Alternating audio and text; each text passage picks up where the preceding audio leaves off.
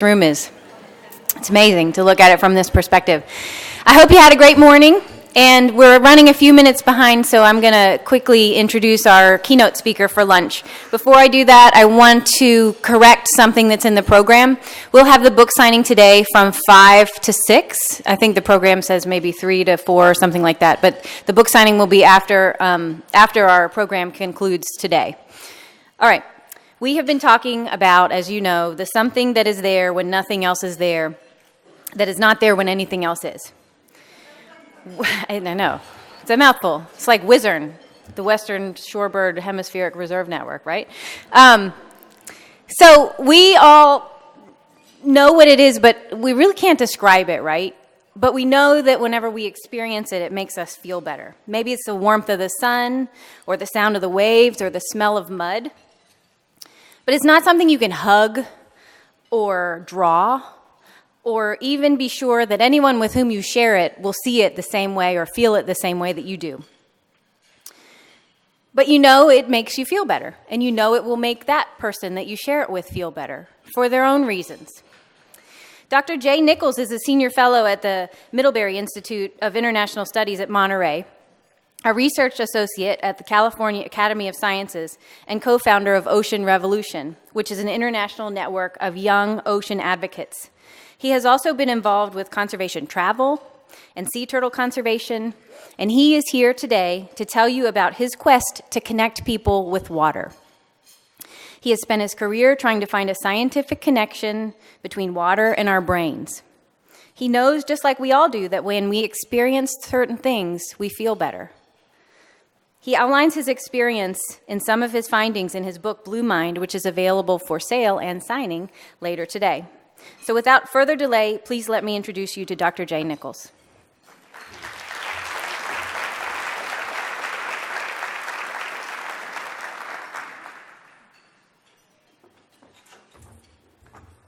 Probably should have run a little faster.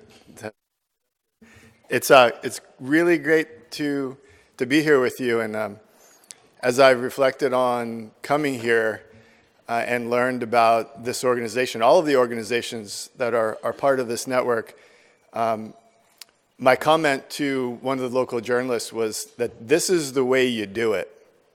This is the future. This is what we wish all organizations were doing in the way they were approaching these problems, in a very highly collaborative way, but from the heart. And without fear of words like love and hugging mud. I never thought of hugging mud, but I think that's on my bucket list now. I'm gonna hug some mud. So, but what I'm here to speak about, it turns out, I learned this morning from Megan in her lovely opening remarks this morning, and from Mary Oliver, I'm here to talk about nothing. That thing that we refer to as nothing, that we often leave out, the feelings, the emotions, that blank space, which is the reason why you take those long walks out in nothing, in quotes. And it's that nothing that has been the focus of my research for the past few years. And so that's what we're going to talk about. But if you need to get in touch, I'm pretty easy to find: email, social media, Twitter. If you tweet, use the Blue Mind hashtag, and you'll meet other people who are part of this conversation. And if you have questions or need some of the resources that I'll go through relatively quickly, some of the science, some of the publications, I'd be happy to send you PDFs if you need them. So the last time I was here was 1992. The date's up top, February, 26 years ago. I was on Jekyll Island for my first sea turtle symposium. I've attended most of them since then as a sea turtle biologist, but I came here and I was pretty green, you might say, no pun intended, or intended entirely, and I got hooked. I got hooked on the whole thing, the animals, the people, the camaraderie, the shared love of wildlife, and it's taken me 26 years to get back here, but here we are. I recently did a survey, and we've asked about 1,000 people so far what are the water-related activities they participated in. Just thought I'd just start out by showing you this. Swimming is the top one, but wildlife watching ranks pretty high, and then going to aquariums and science centers.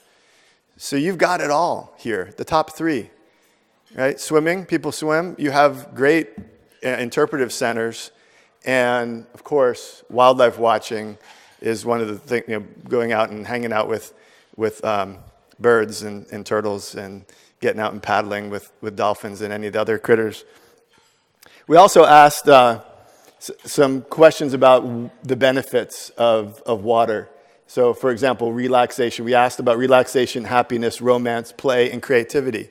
And most people, over 95% of people who responded, albeit a biased sample size, 95% said that they get the same as, more than, or much more of that stuff, that nothing, quote unquote, stuff that we often leave out of our technical reports and our justifications and our policy. So just this nothing is a big deal for 95% of the people who answered the survey. For Bruce Springsteen, because he says, actually sang, the great poet Bruce Springsteen sang, "'Cause down the shore everything's all right." You know what he meant by that? Yes, you do. You do know exactly what he meant by that. Carlos Argentino, the great composer and singer, "En el mar la vida es más sabrosa, en el mar te quiero mucho más." In the sea, life is better. Life is technically here tastier, richer. In the sea, I love you more. Beautiful lines. What is it about the sea that makes us love more, right? Makes life better. Here we are. So you probably got a blue marble in your bag. So if you take, during the course of the next few minutes that I'll be speaking, find your blue marble and just have it handy. That is a gift that I'll explain towards the end here. It's a reminder that from a million miles away, we look like that little blue marble. It's a reminder that everything we do, the big things, the little things, the good things and the bad things, that they all matter. And it's a reminder that we don't do anything alone. It may feel like it sometimes, but even getting here today required probably thousands of people to support you to be sitting in the chair, wearing what you're wearing, having driven what you drove, using the energy that you used, these lights to be on, the people cooking for us, and so on and so forth. So thousands of people got you to where you're sitting right now. We never do anything alone. We always work together. You thought it was just a marble. It's a life lesson in 3 parts. I want you to hang on to that marble, and I'll explain it a little more. I like to ask people right out the gate, what's your water? Kind of reflecting a little bit on where we started this morning. I'm not going to ask you to close your eyes right now, but just imagine that water that is your first water, your favorite water. What's its name? What does it taste like? What does it look like? And what's the water that you dream about? When you're feeling a bit dry, that you need to get back to that water, what's that water that you dream about going back to? And when did you fall in love with it? When did you fall in love, head over heels, with that water? When was that time that you said, this feels good? I feel like the best version of me right now in this place, by this water, in this water. And who took you there? A parent, a teacher, a guide, a friend? Who was your guide that introduced you to that water? That's a question that can really bring up some deep emotion. And then the flip of that is, who have you been that person for? Who right now would be answering this question with your name, picturing you in their imagination? Who have you been the guide for, introducing them to the water that would be the most epic water of their lives? For some people, that relationship is very direct. It's hydration and hygiene. It's bucket by bucket, sometimes carried over long distances between the source and the home. For some people, it's more playful. Some kids learning, these are refugee kids, learning to swim. Dealing with a lot of stress, but learning to swim. Their water is probably that pool. For some people, it's watching the dolphins bow ride, standing in the bow of that boat and then having the dolphins come, and you really kind of never want that moment to end. Everybody moves to the bow. If you've ever had that experience, you know what I'm talking about. Hopefully not the captain. Hopefully the captain stays out of the bow. And then the dolphins decide when it's over. The wonderful wetlands and open spaces, green space and blue space here along the Georgia coast. Places that you go and experience nothing, but experience something and everything. The waters that we fish in, if you ever are spending time fly fishing or fishing, you know that sometimes it's a misnomer. Sometimes there are no fish involved in fishing. There's a lot of standing and looking, contemplating. You could even call it meditation. It's quiet conversations with loved ones and friends. It's just calm time in the water or by the water. Sometimes it's a little more active, a little whitewater action. Sometimes it's our families. We take our families out paddling, swimming, diving, walking, exploring. And it brings us closer together. If you ask my kids about their best times with mom and dad, they will talk about water, inevitably. Something about the water and family together, it's the best, plain and simple. It's the best moments of my life have been with my family, my grandparents, my mom and dad, my kids, all of us, my brothers and sisters, in the water, near the water. Sometimes you're just passing over it, whether it's a causeway or a bridge. A well-designed structure is the one that gives you a nice view while you're getting from point A to B safely. A poorly designed structure, I think, would be the one that got you there safely but gave you no joy, right? So keeping those sides somewhat open so that you have that moment of joy as you're going over the bridge where you look out on the water. Maybe the best view of the water of the day or of the year even. Getting out on these wide, long beaches, even on a busy day. This is a busy day right here. You can achieve solitude and hear yourself think in a way that in this busy world we often miss. It's a place where we start our dreams. Maybe the dreams that become the reality, that become the projects and the movements, start there. They start here. They start there. Sleep under the sharks. That's epic. Night in the aquarium. Sometimes we bring our non-human friends with us. They like the water too, some of them. The Oregon coast. Sometimes we learn new skills together, like learning to surf. And sometimes we interact with these beautiful animals, like sea turtles. Some of my favorites out there in the water are these animals. Or animals like this. Brian Scary's photo is completely submerged, eye to eye. Sometimes the water is frozen. That's still blue mind. That's still water, right? As the seasons change, so does the water, and it reflects back to us. As we change, it reflects ourselves back to us. Even a drink at the drinking fountain. You stood in line, and remember when you were a kid and you got to stand in line and wait your turn until you got to be front of the line, and you just grabbed a hold of that thing, and you're king or queen of the whole school, and you just took your time with that sip of water. I don't know how we got by. That's Jack Black. That's his water. Kind of funny. But this is a conversation that begins in your bathroom and it ends out in the middle of the Atlantic Ocean. It's all this water. It all helps us to be more connected and more peaceful. Water is everywhere. This is not just a coastal conversation. It's an everywhere conversation. This thing, this nothing, is everywhere. And it's available for the taking, for the asking, just by showing up and going. For me, my water is Dad. This man died last year on Earth Day. And he was the man who taught me to swim, taught me to dive, took me places, helped me build confidence. I rode on his shoulders in the water. We did this thing called the turtle ride. You've probably done it with kids at some point, where they ride on your back and you dive like a turtle and they hold on. I do it with my kids now, and they'll probably do it with their kids. I remember this time I was 11 years old in the Rocky Mountains. That day, that moment, that photograph right there brings me right back to that exact instant. I felt like the best version of my 11-year-old self right then. Fast forward, there's my daughter. She's 8. This is Indonesia, and we were out looking for turtles, studying sea turtles. She would say the same thing. When she looks at this photo, this is the photo she chose for me to show to you. that reflects that feeling like everything is not just okay, everything is perfect out there together. Now, I don't have a picture of myself with a turtle, but I was really into them at that age as well.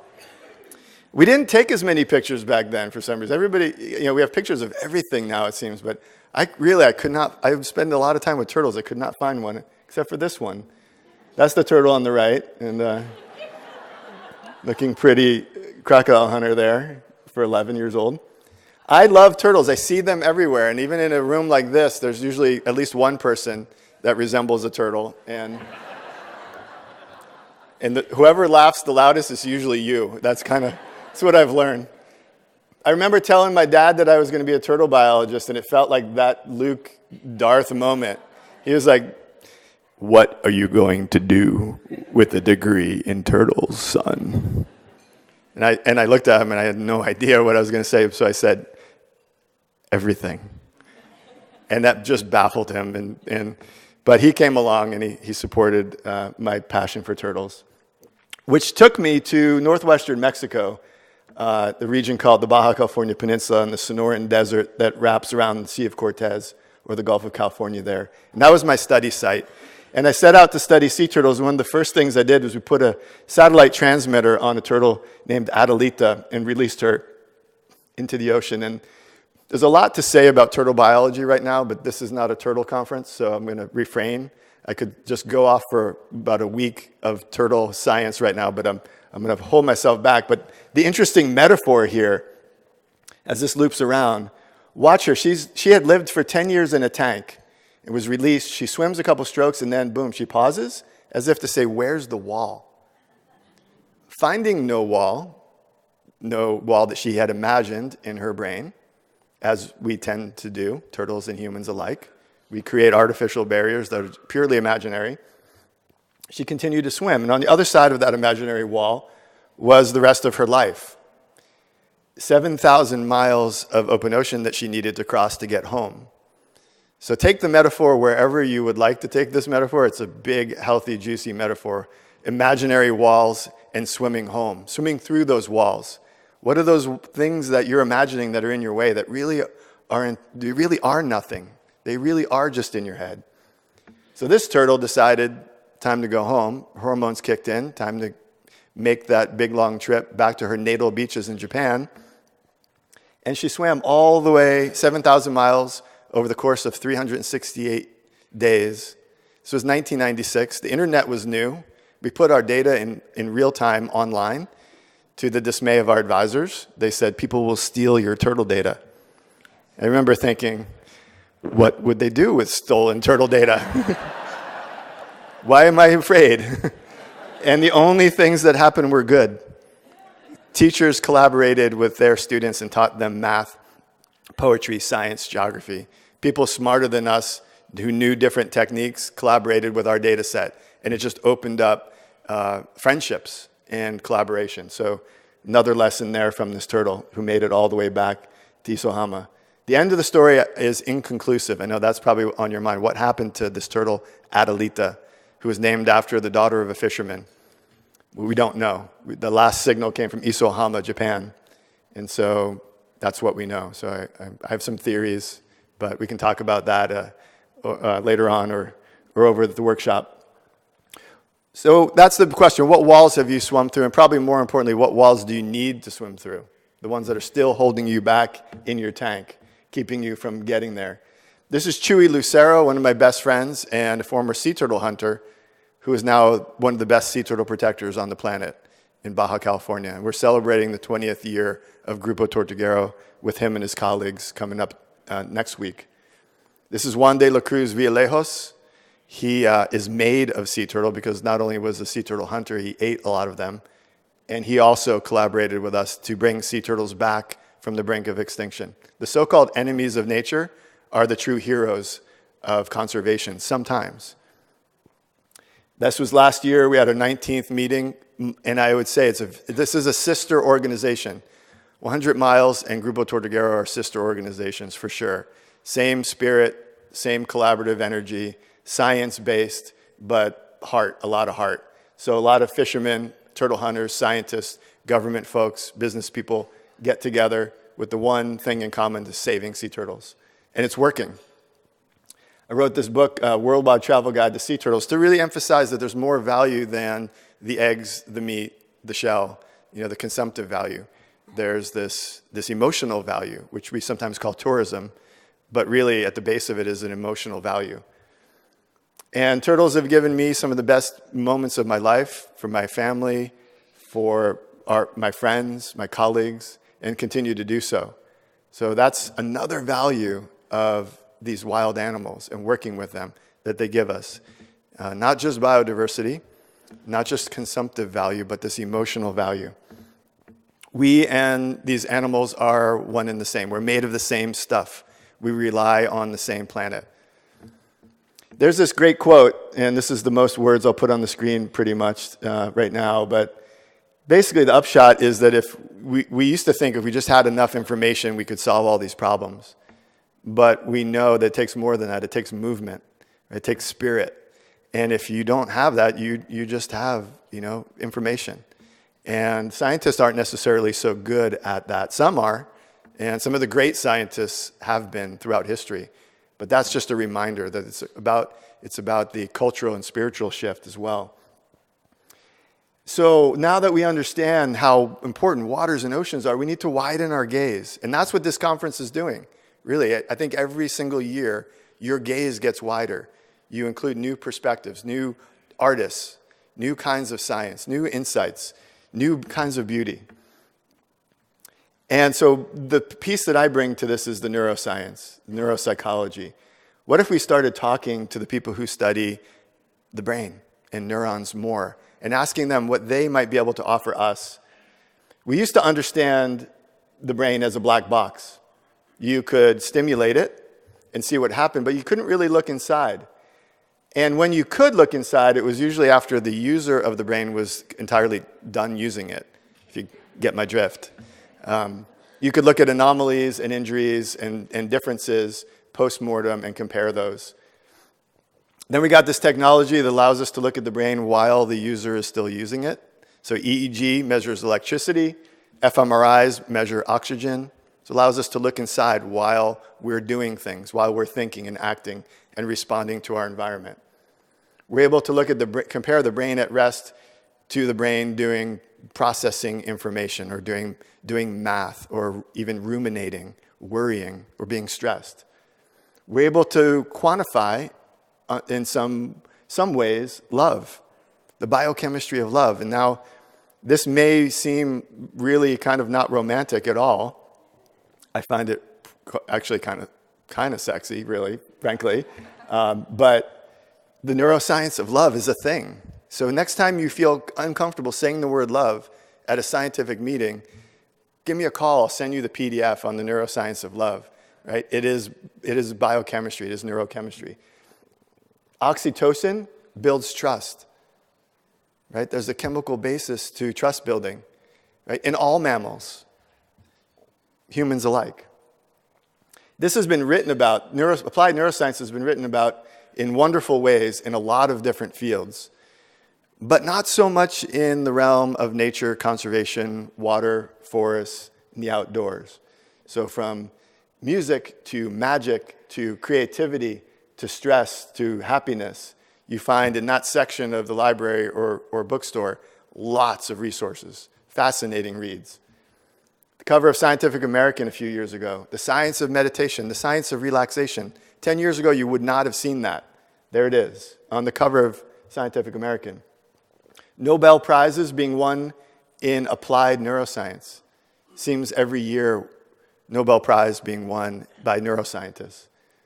This is literally the golden age of neuroscience. We're living in it right now. Every day there seems to be very useful, practical, and even life-changing advances in the field of brain studies. We need to start to consider how to apply those to fixing what's broken, not just fixing ourselves, but fixing what's broken on the planet. It's a fascinating time to be alive, to be engaged in coastal protection and understanding the human brain. It's the first generation to have a user's guide to our own brain. Think about that. Imagine if You didn't have a user's guide to putting together that IKEA furniture. You would just have a bunch of nuts and bolts and pieces of wood left over and be scratching your head going, what was that for? First generation have a user's guide to our own brain. Think about how useful that could be for the younger generations growing up. Many realms intersect with neuroscience. There's so much application of these insights in so many realms. And again, applying it to conservation in nature is just beginning to happen in a real way. This is a colleague from the UK made this graphic. If you could put nature in a pill, which you can't, don't worry, it might be called salutogen, and it would be known to lower blood pressure, lower heart rate, promote general well-being, be available from the parks and seashores around you, and by the way, have very few, if no, side effects. Remember that book?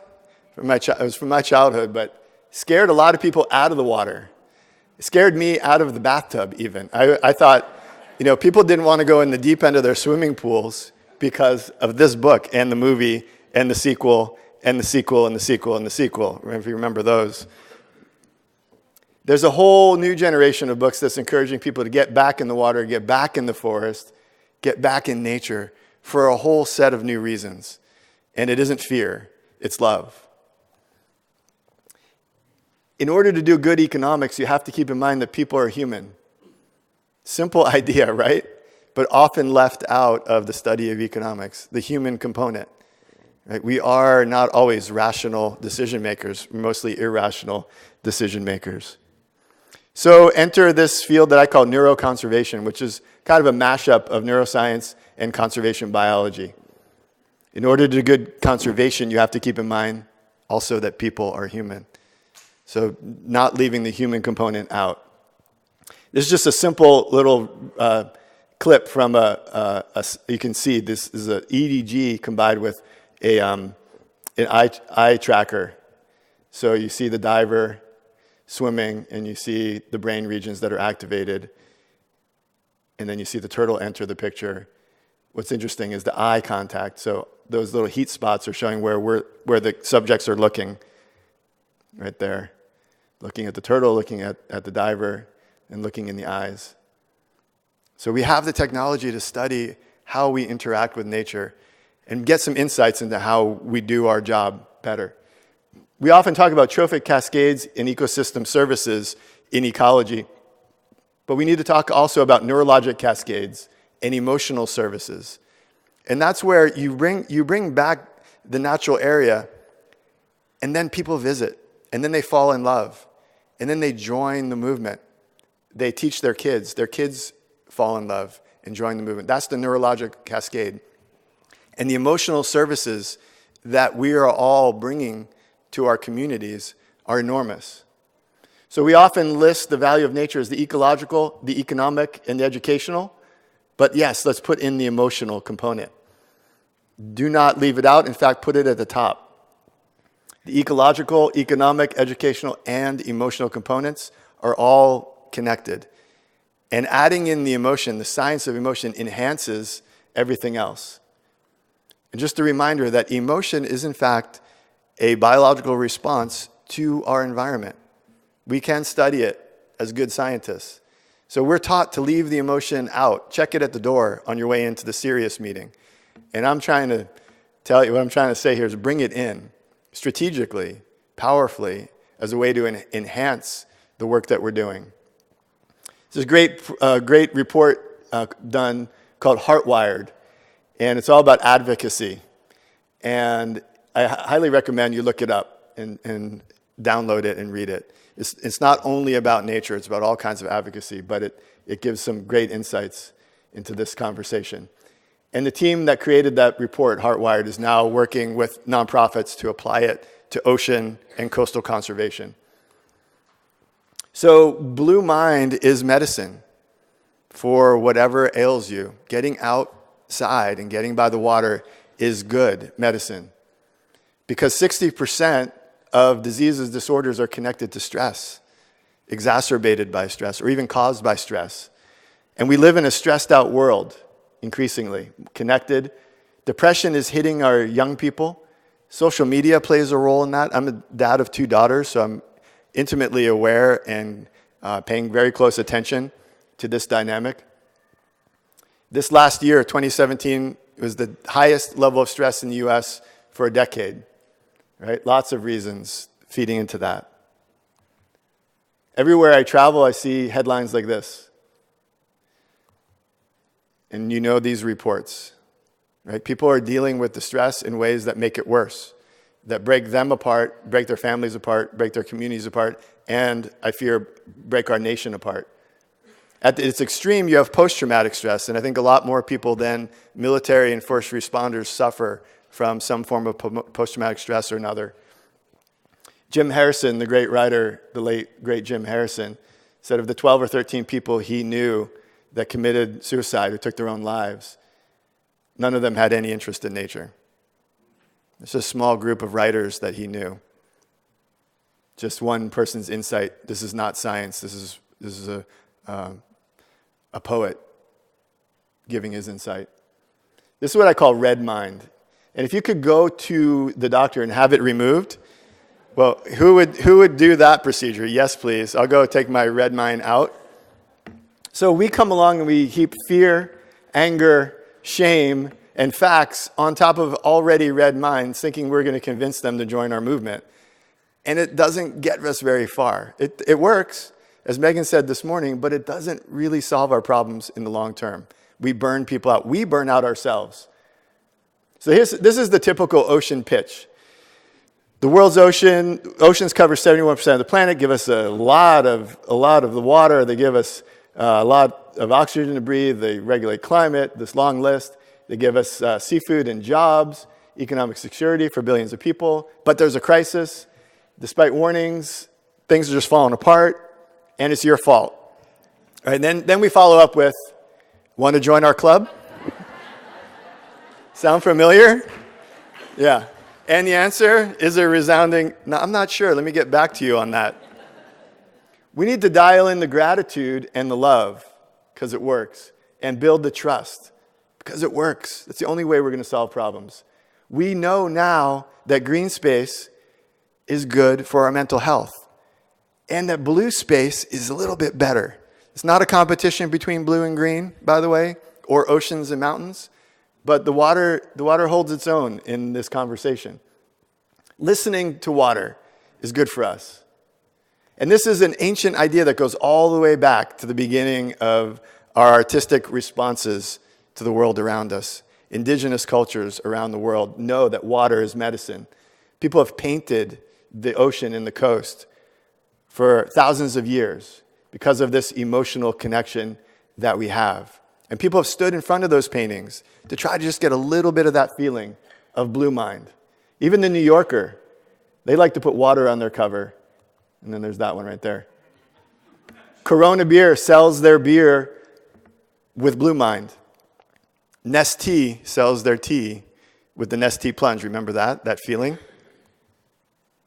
This great song by Trace Adkins makes me cry every time I hear it when I'm driving. I don't know why, but she thinks we're just fishing. You know, it's not about the fish. It's not about the fishing. It's about that moment together. The last scene of Shawshank Redemption ends with Morgan Freeman's character Red walking the beach. This is the last line.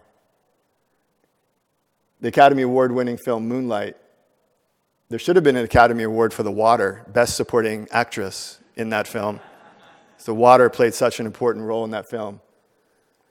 Pure water is the world's first and foremost medicine. We know 80% of our brains and 65% of our bodies is water.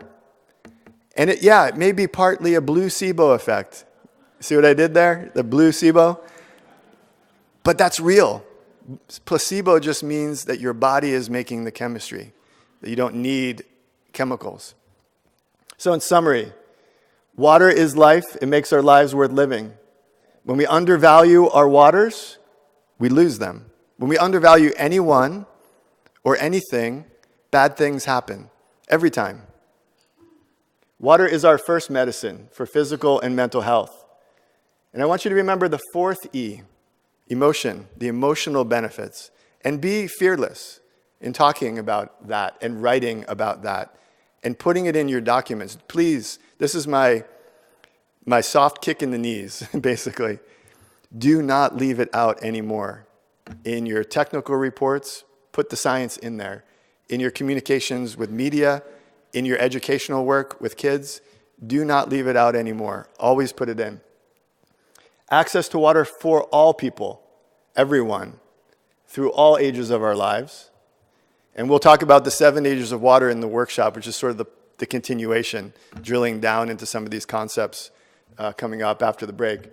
And please, always, again, reiterating that because it's so important, always include your version of this in the way you talk and write about what you do.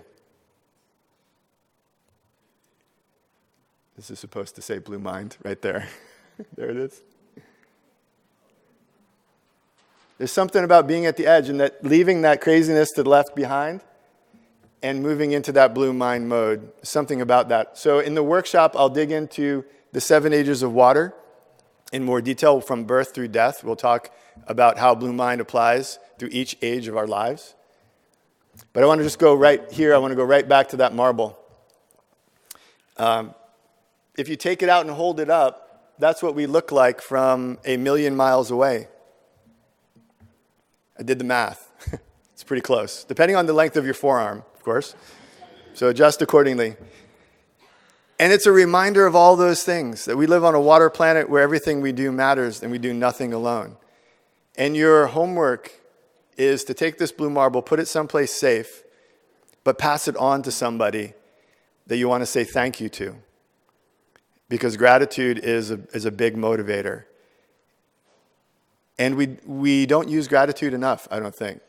So it may be somebody going through, checking out at the grocery store who brought their own bag that you don't even know. Go up to them and say, hey, thanks. Or maybe somebody picking up trash on the coast. Or maybe a colleague you've worked with for a long time or a family member.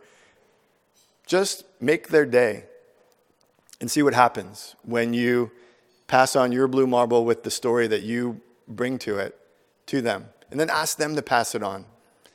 We've shared over 1 million blue marbles with millions of people around the world. They're being passed. There's no way to stop it.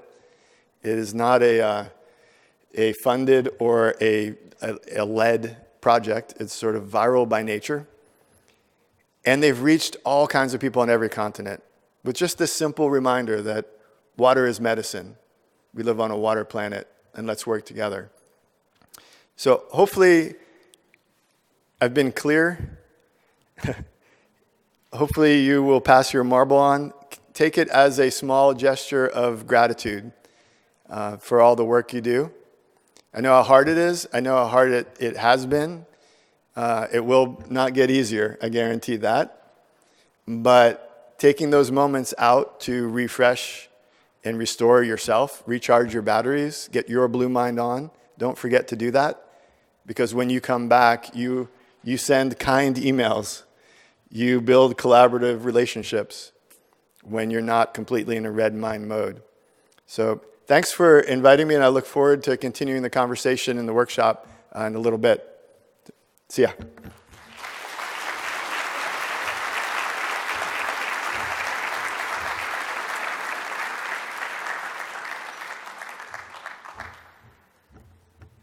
Thank you all for sitting and listening to that wonderful conversation or talk about the Blue Mind. I'm just going to announce a little bit of a time change in our schedule. We're going to go to our next session at 1:15, and it'll last until 2:30. Then we'll have a break.